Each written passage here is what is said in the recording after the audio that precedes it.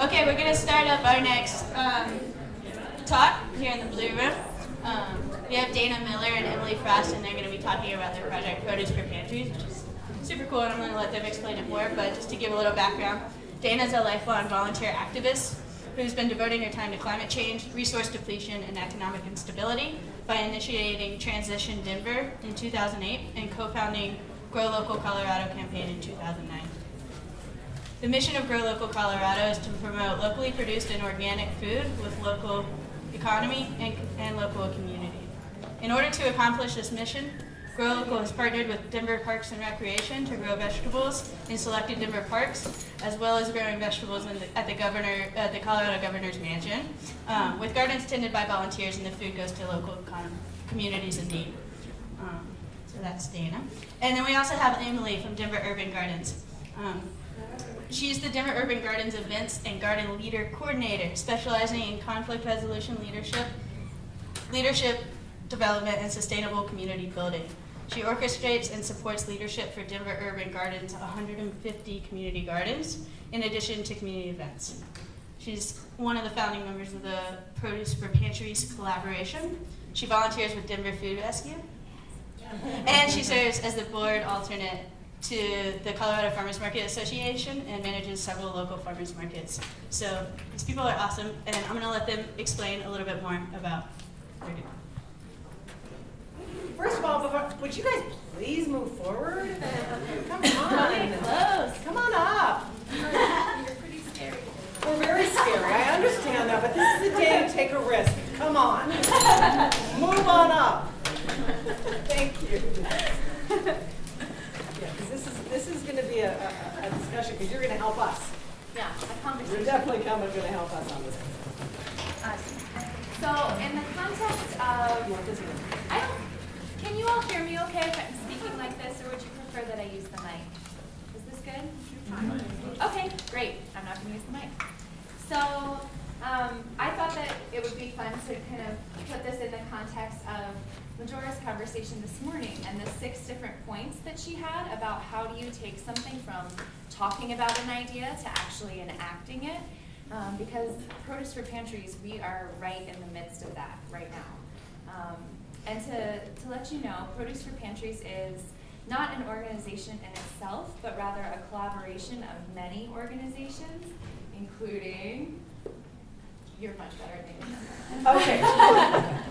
You're sitting down because this is a sexy group, and you're going to be like amazed, and you're just going to go, oh my God, how could this collaboration be so amazing? So it's Grow Local Colorado, Slow Food Denver, Plant a Row for the Hungry, St. John's Episcopal, Live Well Colorado, Hunger Free Colorado. Did I say Denver Urban Gardens? No. Brighton Shares the Harvest, Denver Food Rescue, Denver, Denver Yard Harvest. There's 5 more. Beanstalk Foundation. Did we do Hunger Free Colorado? Yeah. Maybe. Cooking Matters, Share Our Strength, No Kid Hungry. That might be all There's of them. 15 of them. I don't know how many there is, but sexy group. So what happened was Dana and I and a friend from Cooking Matters were kind of having these side conversations related to our jobs, but around hunger and how can we encourage gardeners to be growing for food pantries and hunger relief organizations in their own zip codes, in their own neighborhoods, and hopefully kind of deepen that rooted feeling of community and across the neighborhood. Can we grow food for our neighbors to feed our neighbors? And we know from Denver Urban Gardens a couple of years ago, we did a fair bit of research with the Colorado School of Public Health and found that community gardeners on average donate about 10% of their produce to neighbors in need, to family in need, or to local food pantries. So we know inherently community gardeners are already a generous bunch. How can we work to rally the community gardening community and school gardeners as well as home gardeners to educate them about the need in our neighborhood for excess produce when we know for a fact that there are oftentimes produce goes to waste. And even for folks who aren't growing themselves, but maybe they're a member of a community-supported agriculture share, I certainly don't go through my share all the time. And if I have a pantry right up the street that I know can benefit from it, we basically wanted to connect the dots between those. So it became a larger conversation, and I think that one of the exceptional things about the urban agriculture community, as I've experienced it, is it's a very welcoming and inclusive group. So we just kept kind of inviting our friends to the table to be a part of the conversation. And from there, Produce for Pantries was born. I would call it kind of a strategic collaboration. And our mission is solely to connect the dots between homeschool and community gardeners and pantries in their neighborhoods. We went through a couple ways of doing this. So we identified the market need, to go back to Majora's 6 points. And to design the attractive solution, we had a volunteer help us with these cute little cards to start getting out the word. Part of it was an education around what does hunger look like in our communities. And part of it is there's no, we were surprised to find, there's no real map of all of the local food pantries or places where an individual can go to receive food assistance. And that's for a variety of reasons, but essentially it's to allow the pantries to be able to meet the needs of their clients so that they aren't all of a sudden overwhelmed. And so originally our idea was, let's create a map of all the pantries, and then when we found out that wouldn't really work, we found a new ally in Hunger Free Colorado. And some of you may have seen these little cards sitting on the back table there, and I have more up here. Hunger Free Colorado is a nonprofit, and among one of the many things that they do really well is they run a Hunger Free hotline. And so any individual or family can call the hotline and find out where in their zip code are all of the food assistance organizations, what are their hours, and who qualifies. One thing that they have adjusted in the collaboration for Produce for Pantries is they're asking, does your pantry accept produce donations? So now individuals can call and say, I have excess garden-grown produce to donate. Where in my zip code can I take this to? All across Colorado. So it's a replicable model all across the state of Colorado. And we've worked with LiveWell to create a little online toolkit that has a bunch of different tools if you want to start this in your own city. But we are very much still learning as we go along. And I think that as far as obtaining that angel investment, Dana was the angel. Get out. I'll pay $10 later. And Grow Local Colorado, her organization, was able to give Produce for Pantry some seed money to sort of get this up and running. And then she was able to use, I think even more importantly, her social collateral, capital, to have an organization called the Beanstalk Foundation come on board and alongside us and offer us free website development and assistance. They're right now working on developing a tracking program so that we can start to keep track of all of the produce that's being donated. And they've just been another amazing partner. Maybe that was one of the 15 that we forgot to name. So that's sort of the first three things. We identified our market need. We designed this attractive, very simple solution where now, instead of us having to go to the pantries and interview folks and find out when they're open and what type of produce that they want, the Hunger Free hotline has kind of cut out that work and all of that big step for us. So we're basically getting the word out about the Hunger Free hotline and the need for Colorado. I'm going to pass things over to Dana to talk about how we are now launching our beta version, if you will. Yeah, so I'm going to have to stand up to talk about this because I usually have to cheer you. For those of you who don't know, Dana is a cheerleader. Yeah. She always has been and always will be. Yeah, so I'll just tell you a really quick a really quick story. So I went to Wheat Ridge High School in Denver. We were the Wheat Ridge Farmers. That was our mascot. I was a cheerleader for the Farmers. I'm 61 years old now. What am I now? A cheerleader for the Farmers. So I guess there's something to be said about fate. Destiny. Yeah, destiny. So we are outrageously excited about what our next step is for Produce for Pantries, and this is where we're going to need your help. So what we decided, we put out the word statewide through local food coalitions, local food, the Colorado, COFSAC, all these major organizations got the word out statewide in terms of encouraging people to grow for their local food pantry, and then how to call the Hunger Free Hotline. But then we decided last year, we need to do some pilot projects in a couple of neighborhoods to see really, really seriously what really engages gardeners in growing for their local food pantries. So this year we're doing a major pilot project in Park Hill in Denver, also another one in Platt Park, and Observatory Park as well. So these are going to have a bunch of different elements in them. We're going to throw a bunch of stuff up on the wall this year and see at the end of the growing season what really sticks, so that we can then, hopefully in other neighborhoods, say, don't worry about the local newspapers, but use the lawn signs, or just to kind of see how we can really engage people. So we're going to be doing newspapers, all the local newspapers. Hopefully in May we'll be talking about Produce for Pantries. We're also going to develop posters that will go in certain neighborhoods where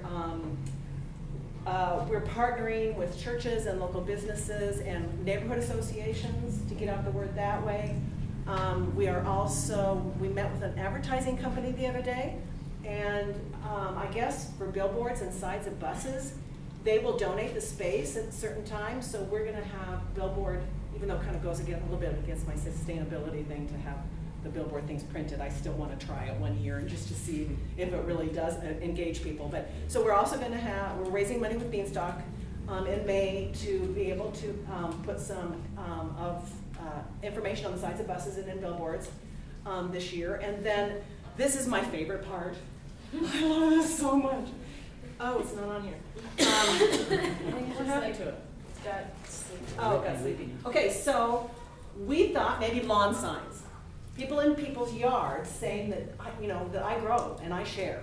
So this is actually, I don't know if you can see it, but this is the lawn sign that we're developing. These are made out of recycled fence pickets. Isn't that cool? So the message is basically, we plant, we grow, we share, produceforpantries.com. I love it. You guys have smiles on your faces. I love it. So we are in the process of getting used fence pickets. Anybody in Denver have any extra ones, please let us know. And then we will be, we're going to use a stencil. This is all going to be stenciled on. It's going to be stenciled on. And then we're going to be doing a big event, hopefully in a couple weeks, at the Art Garage in Park Hill, where we're going to get the arts community together, and we're going to make these signs. And so we'll start putting them in the 3 pilot project neighborhoods. And then this will also be the image that will go on billboards, on the sides of buses, and in the posters. So we plant, we grow, we share, produceforpantries.com. Be ready to see it all over the place. So, and so how this is also connected with the tracking issue that Emily talked about was, we have not been able to figure out the last couple of years how many people are donating and to who. We just had no idea of knowing that. So we're going to do this thing where we're going to ask people to become P4P, Produce for Pantries gardeners.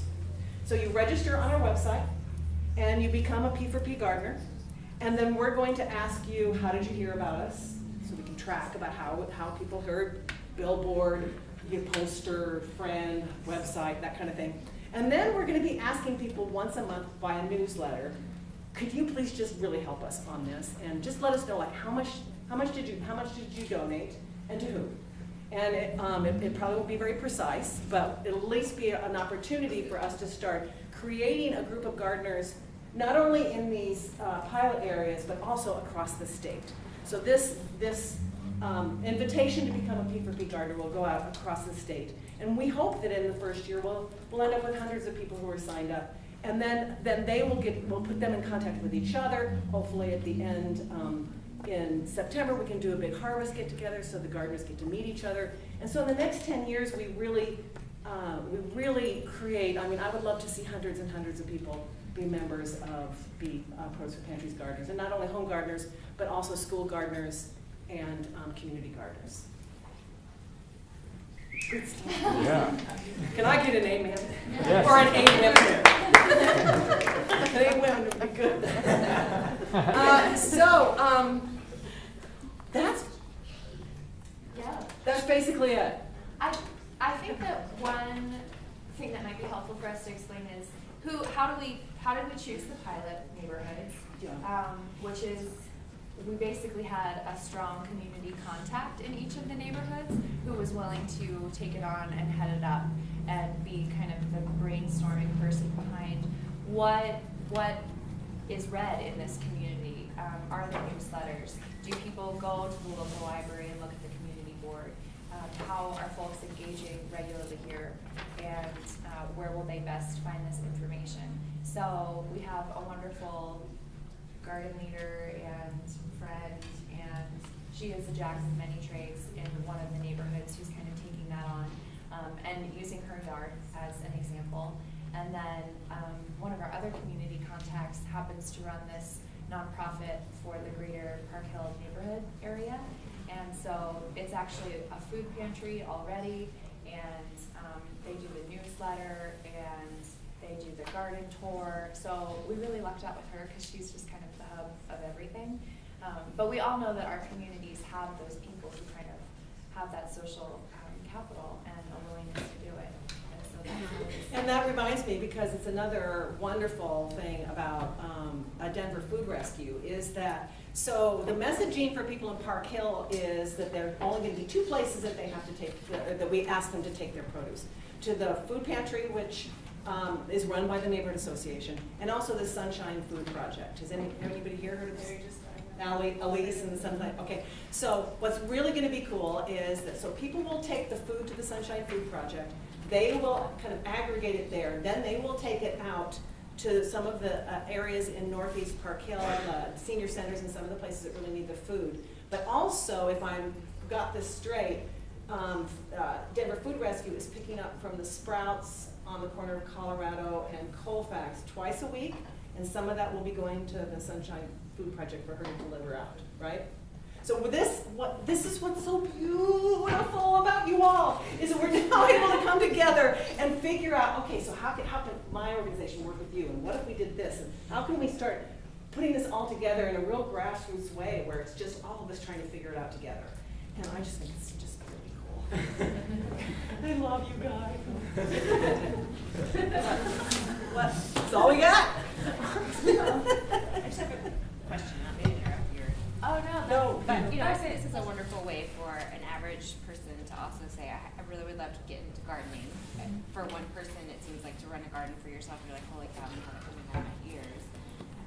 But also maybe you're a novice gardener and you don't really know how to go about it. Is there a service also, I think it could, that maybe Doug could, I'm sure you're doing classes and things like that already, but to really give some home gardeners the skills to actually contribute to the pantries, but just they need a little extra skill on how to become a gardener to participate better. Is there an outlet for that? Is that in the paperwork? We could put that in the garden registry.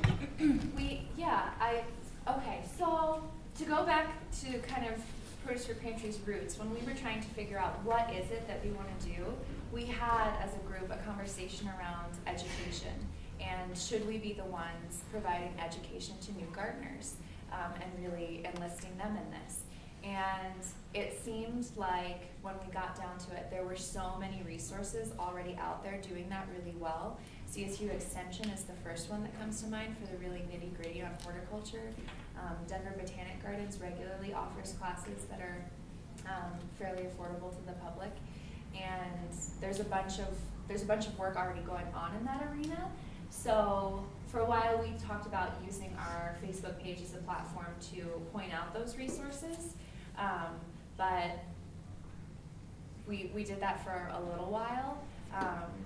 And I think that there's opportunity for us to grow into that.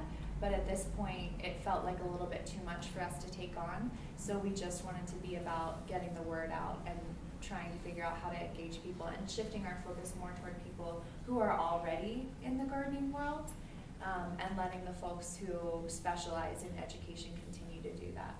That said, I do think it would be great to have a little button on the registration saying, I need help with this. And we had talked about having like a pre-arranged automatic email that goes out where when you check that box, it sends you a list of all of the resources for where you can access free classes around gardening. And I think that's true though, that I think we did definitely talk about existing gardeners because there are so many. But I have a feeling that there are people out there that have not gardened before, but if they know that they can grow for their local food pantry, And I just think and that they will signage probably and stuff start. would spur on a lot more people to do Mhm. it. Yeah. Maybe That's our just- hope. Yeah, I mean, particularly in the neighborhoods you're choosing, I think that there's probably a lot of people that would love to do that, and so I just, Mhm. they have the connections, those other resources. Yeah, absolutely. Dana, you mentioned before that you have hopes to connect the gardeners perhaps for garden parties and stuff like that so they can all network together. Yes. I'm curious, do you have any plans to connect the dots so that so the gardeners can meet the people that they are serving to at the pantry? It's a great idea. I know that one of the panelists before said that there's kind of an us and them Yes. kind of mentality, and I just think that I'm just curious if there's a We have not had any desire. formal plans to do that, but I think that's a great idea, and I think we can certainly talk to Robin at the food pantry and see how we can do that. It's a great idea.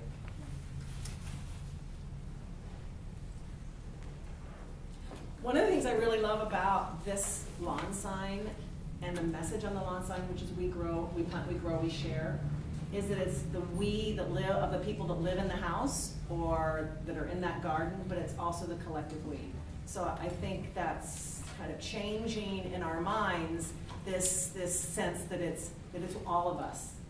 That, and I really have a vision for Denver, Colorado in the next 10 years to be known as, you know how in the whole urban ag world, you know, Detroit is kind of known for urban farms. Milwaukee's known as the growing power in Will Allen.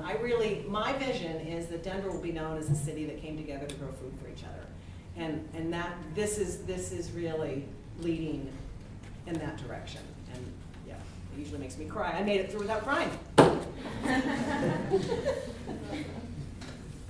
We'd also love to know, in addition to your questions, any community organizing tactics that you have experienced working well in this kind of realm of seeking engagement, or if you have ideas that you just think we should consider, like the education. Yeah. I did have an idea.